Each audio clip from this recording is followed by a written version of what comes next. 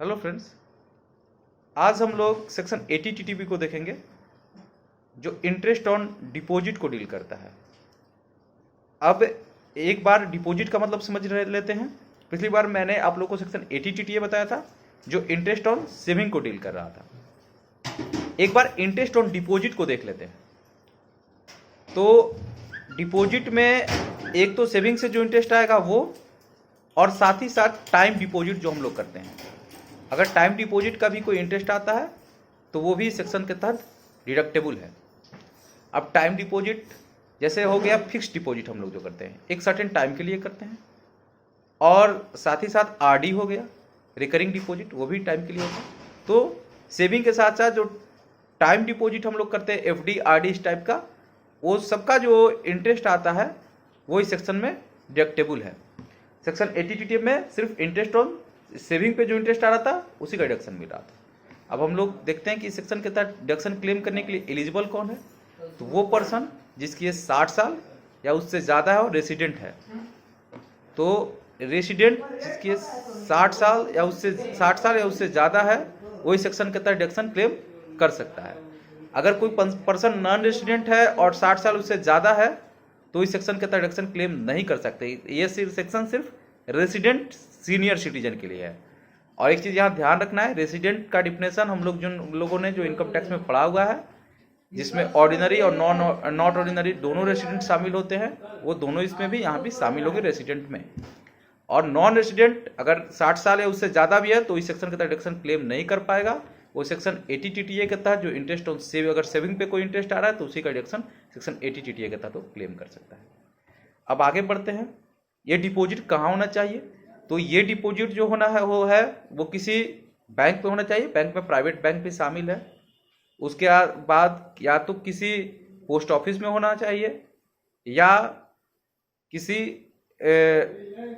आपको ऐसी cooperative society में होना चाहिए। ऐसी कोऑपरेटिव सोसाइटी जो बैंकिंग के काम में संलग्न हो। ये चीज़ को, अब इसकी लिमिट क्या है, तो इसकी लिमिट है अप टू 50,000।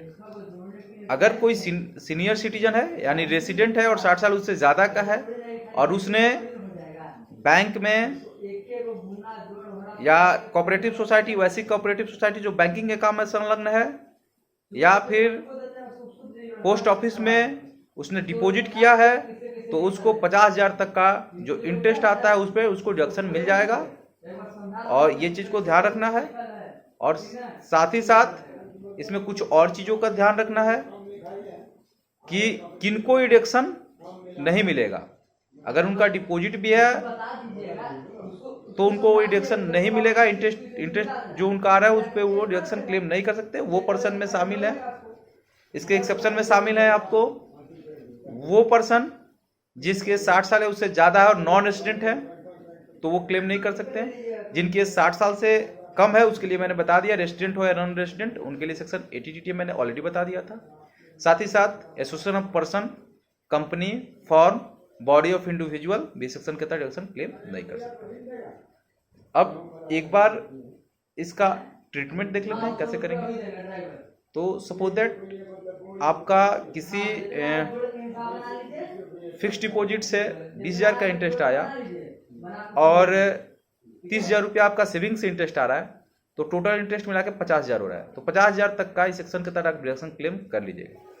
बट आपका एफडी से 20,000 आ रहा है और आरडी से 10,000 आ रहा है इंटरेस्ट, और सेविंग से 10,000 आ रहा है, तो टोटल हो गया 40,000। तो 40,000 तक का भी आपको डिडक्शन मिल जाएगा।